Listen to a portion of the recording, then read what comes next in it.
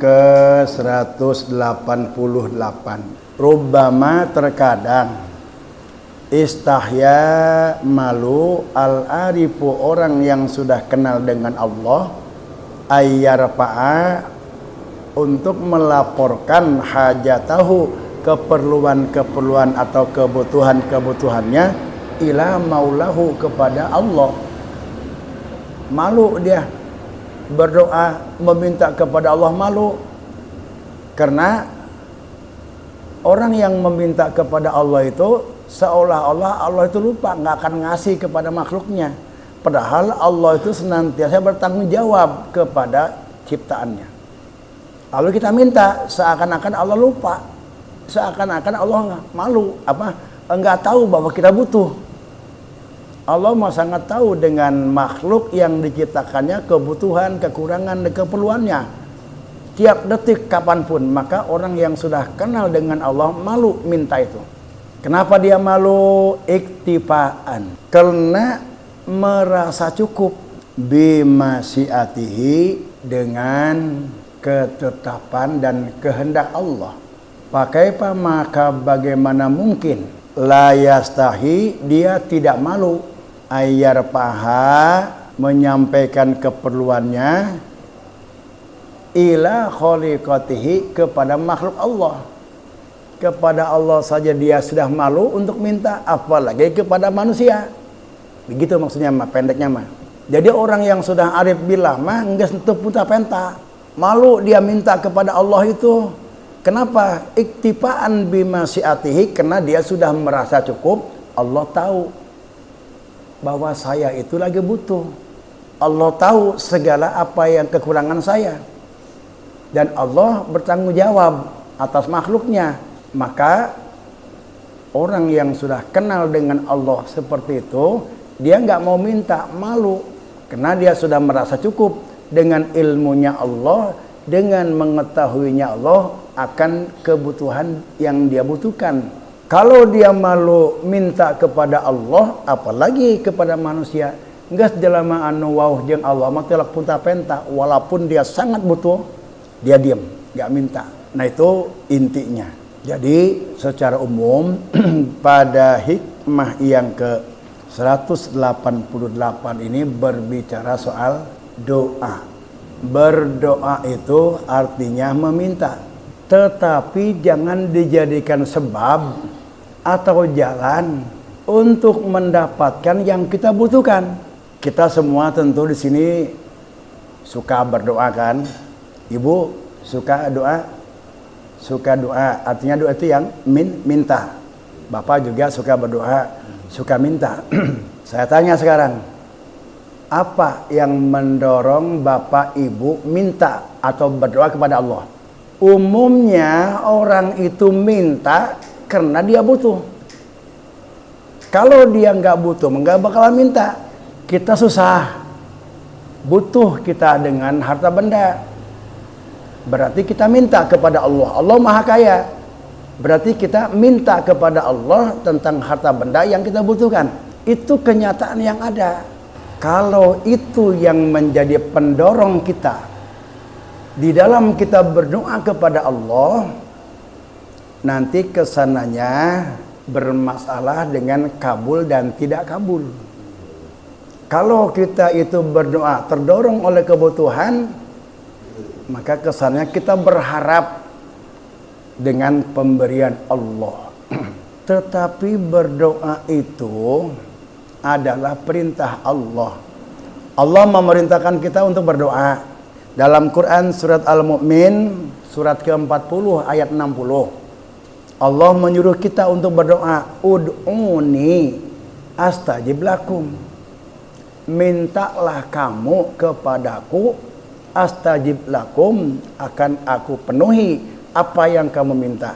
Berdasarkan ayat ini, berdoa itu adalah perintah Allah. Maka pemahamannya, ketika kita berdoa itu jangan meminta sesuatu. Tetapi ketika kita berdoa, dasarnya atau yang menjadi pendorong kita berdoa, perintah Allah. Kenapa kamu minta? Kenapa kamu berdoa? Disuruh oleh Allah. Udah segitu aja. Kita berdoa jangan berdasarkan kebutuhan. Sehingga kita kalau nggak butuh nggak doa. Tapi seharusnya sekarang kita ganti, kita alihkan. Kita berdoa itu bukan berdasarkan kebutuhan. Tapi kita berdoa itu dorongannya adalah, dasarnya adalah perintah Allah. Sehingga apapun yang sudah ada pada diri kita tetap kita minta. Intinya berdoa disuruh oleh Allah. Kalau berdoa itu disuruh oleh Allah, maka orientasinya kesananya adalah ibadah. Kalau berdoa karena kebutuhan, kesononya bukan ibadah. Kesononya kabul dan tidak kabul nanti. Kalau kita berdoa dasarnya perintah Allah, kesananya ibadah nilainya. Maka mulai sekarang kita berdoa itu jangan kita fokus kepada apa ya dengan kebutuhan kita. Apa yang kita minta di dalam doa itu kita fokus ke situ. Tetapi kita berdoa itu dasarnya perintah Allah. Sehingga apapun yang kita ada, yang kita punya, tetap kita berdoa. Misalkan kita sehat, tetap aja ya Allah sehatkan aku, walaupun kita sehat. Karena kita nggak minta sesuatu yang kita butuhkan. Karena kita berdoa itu dasarnya perintah Allah. Kata Ustadz, kalau pengen kaya, baca Quran surat Waqiah, mulai subuh. Ini doanya. Kalau berdasarkan kebutuhan tadi. Begitu dibaca Waqiah, udah setahun, doa setahun, bangun tahajud malam, berdoa minta kaya. Kalau udah kaya, berdoanya berhenti enggak? Berhenti doanya, karena udah kaya. Itu jeleknya itu. Orang yang sudah arif bilama, walaupun dia sudah kaya, tetap aja dia minta kekayaan. Karena dasarnya dia minta itu bukan kebutuhan, tapi dasarnya perintah Allah. Kalau perintah Allah mah nggak ada selesainya. Sepanjang kita masih hidup, sepanjang itu kita diperintah untuk berdoa kepada Allah. Kalau kita berdoa dasarnya perintah Allah, nanti kesananya ibadah. Lalu bagaimana kalau kita berdoa? Lakukan doa itu dengan ikhlas. Ada murroja, tidak ada harapan di balik doa itu. Ikhlas tuh. Walaupun kita, ya Allah berikanlah harta sebanyak-banyaknya, kita nggak berharap itu. Karena kita mau berdoa dorongannya perintah Allah. Urusan apa yang kita minta dalam doa itu nggak menjadi fokus kita di dalam berdoa. Fokus kita mah diperintahku Allah. Jadi nggak ada hubungan dengan isi materi doa itu. Sehingga doa itu tidak ada kaitan dengan pemberian Allah. Jangan begini, alhamdulillah ya orang ya mata yasi masa Waqiah wal subuh ngadoa ya malam tahajud mohon alhamdulillah sekarang gol atau dagang laku bisa beli ini. Jangan bilang begitu. Nggak ada hubungan doa wirid dengan pemberian Allah. Kalau pemberian Allah mau hubungannya dengan irodah tadi itu, hubungannya dengan ketetapan Allah. Sebelum manusia ada, Allah sudah menetapkan untung, rugi, kaya, miskin, ahli ibadah, ahli taat, kafir atau mukmin, ada nggak ada, itu sudah Allah putuskan, sudah Allah kodokkan sebelum makhluk ada. Jadi kembali, kalau selama ini kita berdoa itu dorongannya kebutuhan-kebutuhan, lepaskan. Jangan berdasarkan kebutuhan. Ketika misalkan kita baru saja berdoa satu kali minta ini, lalu wujud menjadi kenyataan, itu nggak ada hubungan dengan pemberian Allah itu. Itu hanya kebetulan saja. Memang Allah itu dipinta atau nggak dipinta, memang pada hari itu tanggal segitu Allah akan memberikan, lalu kita berdoa ketemu. Bukan sebab doa itu, hanya karena memang itu berdekatan, Allah akan memberi, kita berdoa lalu bertemu. Maka jangan dijadikan doa itu sebagai sebab untuk turunnya pemberian Allah itu. Saya tanya sekarang, kita sering berdoa, berapa banyak apa yang kita minta dikabulkan? Dari sekian ribu doa yang kita minta kepada Allah, kayaknya satu pun juga pernah muncul. Karena nggak ada hubungan doa dengan pemberian Allah itu. Ada orang yang nggak pernah berdoa, nggak pernah minta, tapi Allah kasih. Karena iradah Allah itu mutlak. Iradatun nafidatun. Kehendak Allah itu nggak bisa dirayu, nggak bisa dimelas-melas. Nih baca doa ini bangun malam sambil ceriknya ngadu anak, nggak usah. Iradah Allah itu Allah nggak bisa dirayu dengan nangis. Kita itu susah aja saya Allah. Nggak akan terpengaruh. Allah nggak akan bisa dirayu begitu. Kalau memang Allah nggak akan ngasih, walaupun kita nangis malam, kalau Allah memang nggak menghendaki, ya nggak akan diberi. Udah paham Bu ya tentang doa nih ya. Jadi doa itu dasarnya bukan kebutuhan. Sehingga apa yang kita butuhkan kita minta kepada Allah. Berdoa itu dasarnya perintah Allah.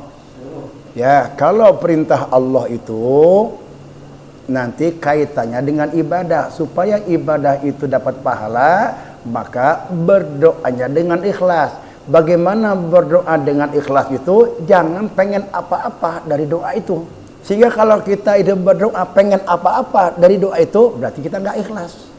Kalau kita berdoa lalu kita ikhlas, astajib lakum, Allah akan berikan pahala. Nah itu yang dimaksud dengan ud'uni astajib lakum, maksudnya beribadahlah kamu kepadaku dalam bentuk berdoa.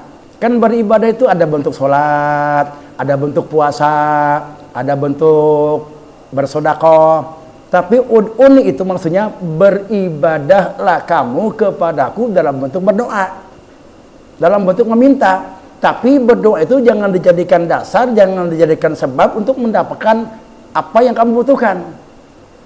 Kalau berdoa itu dasarnya perintah Allah dan kamu lakukan dengan ikhlas, astajib lakum, pasti akan aku berikan pahala. Kalau kita berdoa ikhlas, pasti Allah beri pahala. Itu yang dimaksud dengan ud'uni astajib lakum. Kira kita nggak salah paham lagi. Ini kata Allah suruh berdoa. Setiap kita berdoa astajib lakum. Saya udah banyak yang saya doa, tapi ini nggak muncul-muncul. Bener nggak nih ayat ini? Bukan ayatnya yang nggak benar. Kitanya salah memahami ayat itu. Apa yang saya sampaikan tadi itu menurut tafsir Jamal. Buka deh. Tafsir Jamal tuh juz 7. Dah paham ya tentang doa nih. Fahada fahmul arifina billah. Itulah pemahaman yang tadi kita bahas itu adalah pemahaman orang-orang yang sudah kenal dengan Allah.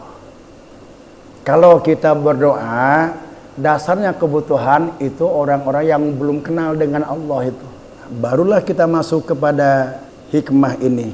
Rubbamastahyal arifu. Kadang-kadang istahyal arifu, orang-orang yang sudah kenal dengan Allah itu malu. Ayyarfa'a hajatahu ila maulahu. Melaporkan kebutuhan-kebutuhan yang dia perlukan kepada Allah. Kita nggak punya duit, kita sakit, melaporkan kepada ya Allah, sembuhkanlah aku. Dia orang yang udah kenal Allah malu tuh ngomong begitu tuh malu. Meminta kepada Allah ketika dia sakit, ya Allah sembuhkan aku, dia malu. Malu dia kepada Allah. Orang yang sudah kenal Allah. Ya Allah, saya ini banyak sekali kesulitan.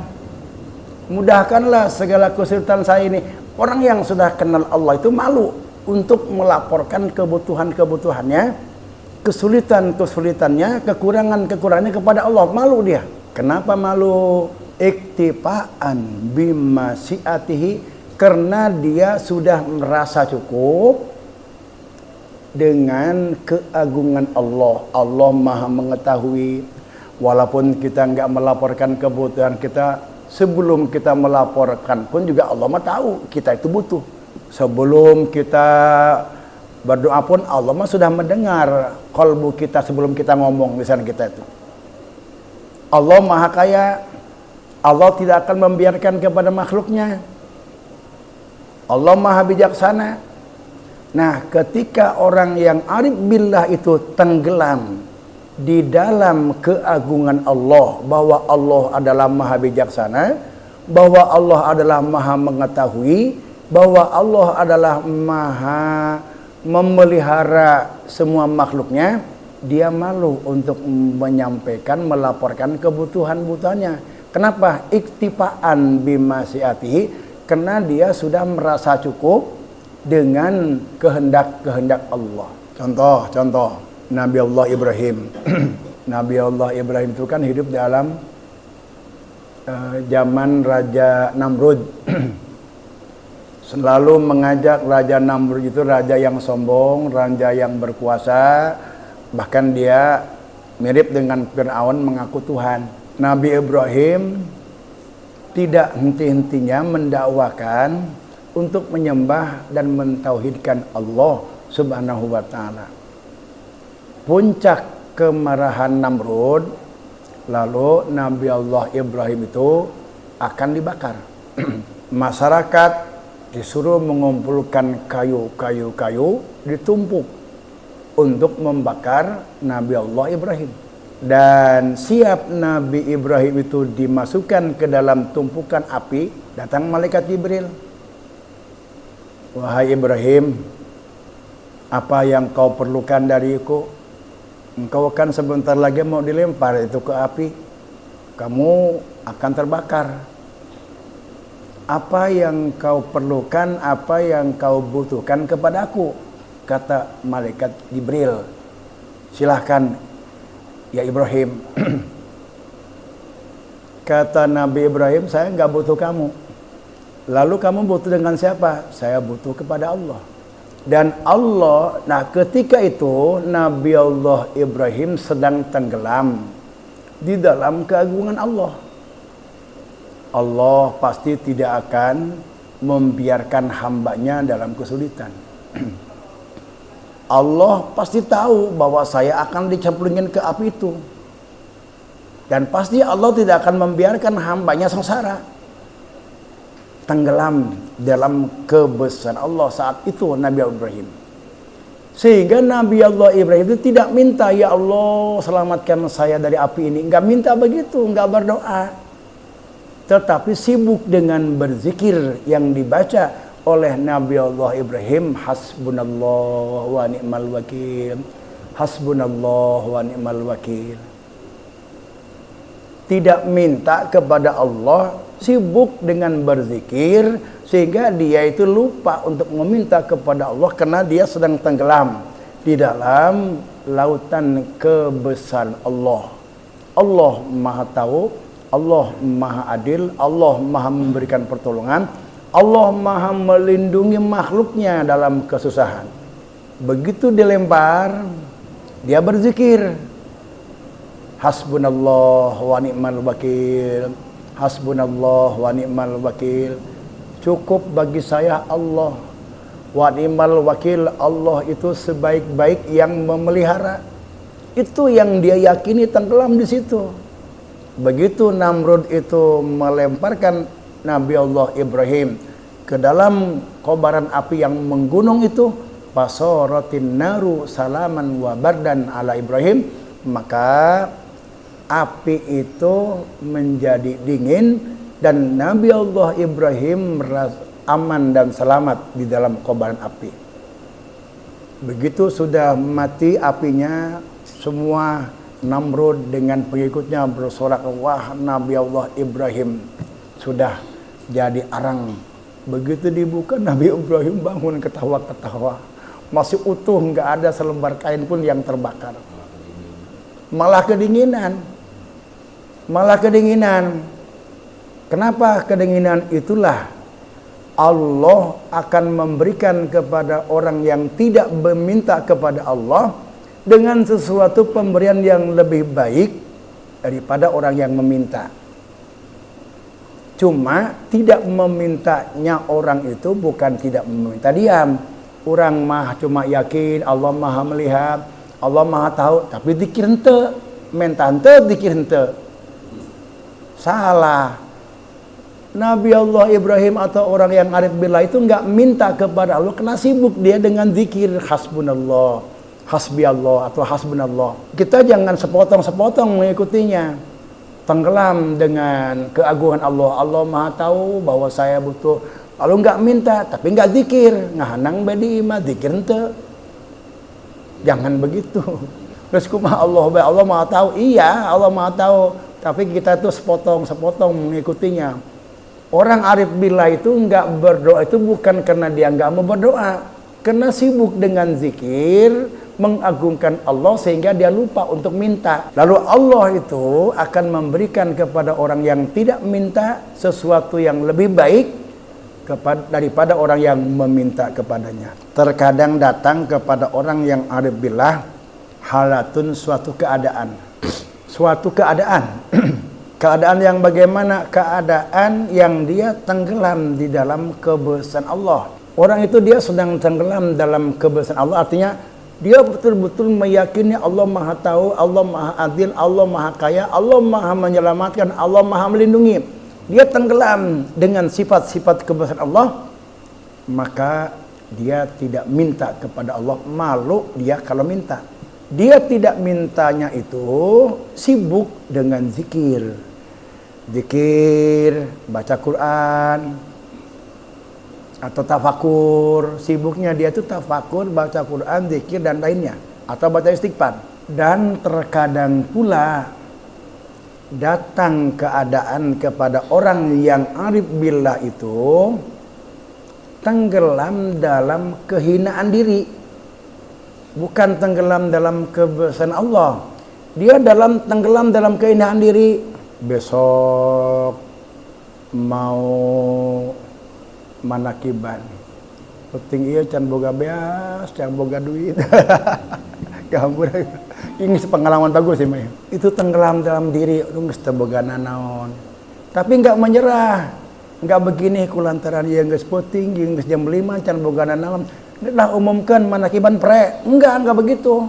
Seseorang tenggelam dalam kepakiran diri, dalam ketidakmampuan diri, dalam kehinaan diri, dalam kepakiran diri.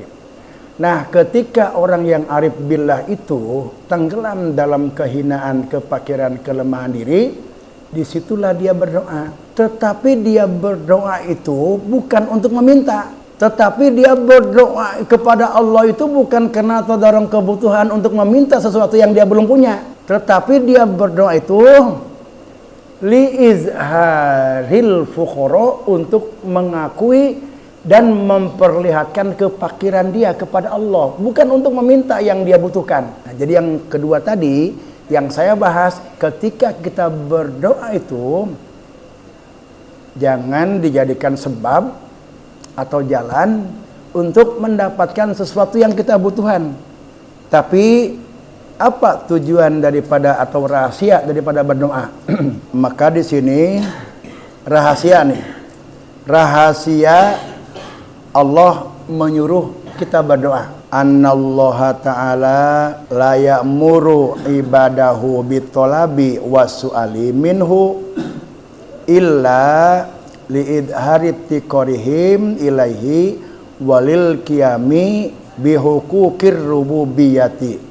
Rahasia Allah menyuruh doa itu adalah liptiqori liidhariptiqorihim, untuk mengakui dan memperlihatkan kefakiran kita kepada Allah, memperlihatkan kehinaan kita kepada Allah, memperlihatkan kelemahan kita kepada Allah, bukan untuk meminta sesuatu yang kita butuhkan berdoa itu. Yang kedua, walil qiyami bihukukir rububiyati, dan untuk menjalankan, memenuhi sifat-sifat kehambaan. Saya sebagai hamba, Allah sebagai yang dihambakan. Jadi saya berdoa itu dalam rangka menghambakan diri kepada Allah. Jadi dua tuh. Kama hakallahu su'ala Ibrahim. Seperti Allah menceritakan tentang berdoanya Nabi Allah Ibrahim alaihissalam. Ketika Nabi Allah Ibrahim dengan putranya, istrinya Siti Hajar, putranya siapa? Ismail. Karena begitu sudah lama nggak punya anak, Nabi Allah Ibrahim luar biasa sayangnya itu kelihatannya ke Nabi Ismail. Lalu Siti Saroh itu agak cemburu, disuruh pergilah di situ, jangan tinggal bersama di situ. Lalu pergilah Nabi Ibrahim dengan Ismail, dengan Siti Hajar. Sampai di tengah, sampai di tanah tandus, Allah mewahyukan, tinggalkan itu. Disuruh oleh Allah, kamu pergi, tinggalkan Ismail di situ. Saat itu Nabi Allah Ibrahim itu dalam keadaan dia tenggelam dalam kehinaan diri. Ini bagaimana anak saya tinggal di sini, daerah tandus, nggak ada air, nggak ada makanan, nggak ada buah-buahan. Saya nggak bisa berbuat apa-apa, nggak bisa memberikan apa-apa, dan saya nggak bawa perbekalan yang cukup. Tapi saya disuruh meninggalkan ini. Nah, ketika Nabi Allah Ibrahim itu dalam keadaan tenggelam dalam kefakiran, kehinaan, dan kelemahan diri, Nabi Allah Ibrahim berdoa. Tadi mah ketika akan dilempar ke api, begitu sudah menyala besar api itu, Nabi Allah Ibrahim nggak berdoa, nggak minta kepada Allah, nggak minta perlindungan. Kenapa? Karena saat itu Nabi Allah Ibrahim sedang tenggelam dalam kebesaran Allah. Nah, kali ini ketika disuruh meninggalkan Ismail di dekat kira-kira 50 km ke Mekah, Nabi Allah Ibrahim melihat dirinya betapa hina, betapa butuh sangat kepada Allah, maka berdoalah Nabi Allah Ibrahim. Apa doanya? Rabbana inni askantu min dzurriyyati biwadin ghairi dzi zar'in. Ya Allah, aku meninggalkan keluargaku biwadin ghairi dzi zar'in, di tempat yang enggak ada pohonan sama sekali. Biwadin ghairi dzi zar'in, di tempat yang tandus, nggak ada air, nggak ada makanan, nggak ada buah-buahan, nggak ada pohon-pohonan. Inda baitikal haram, dekat rumahmu yang mulia.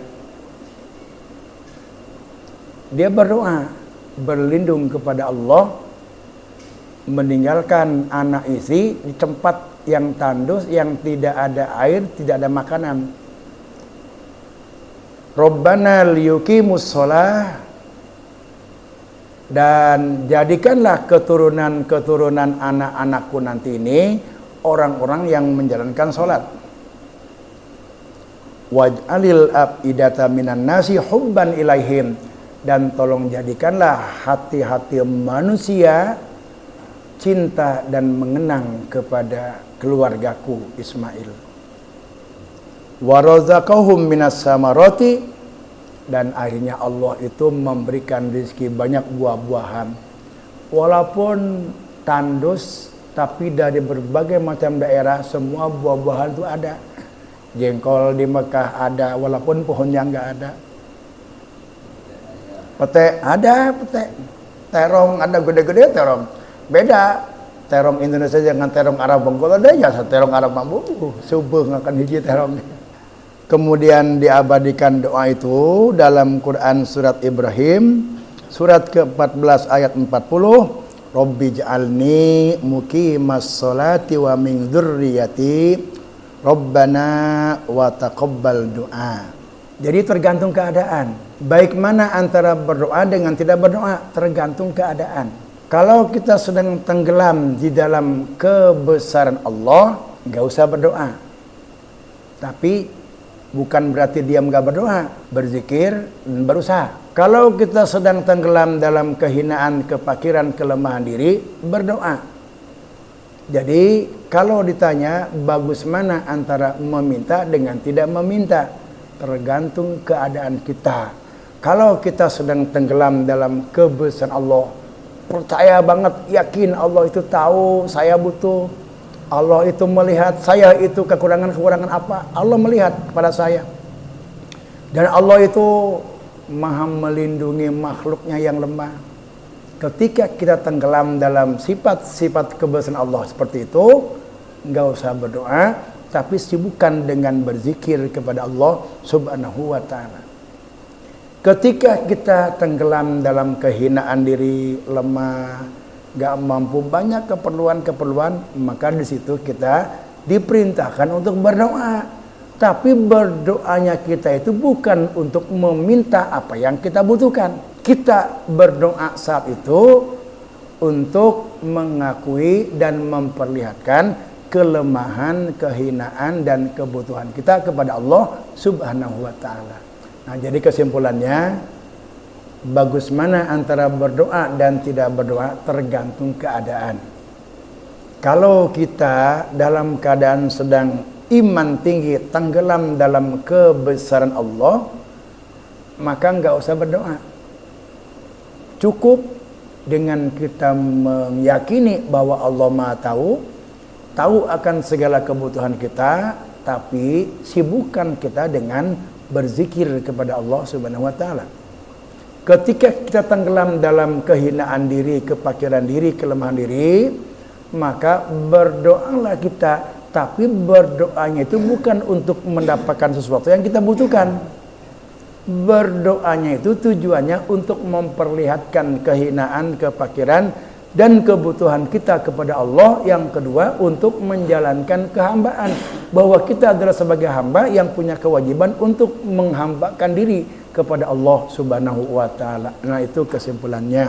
Hikmah yang ke-189. Wallahu a'lam bishawab.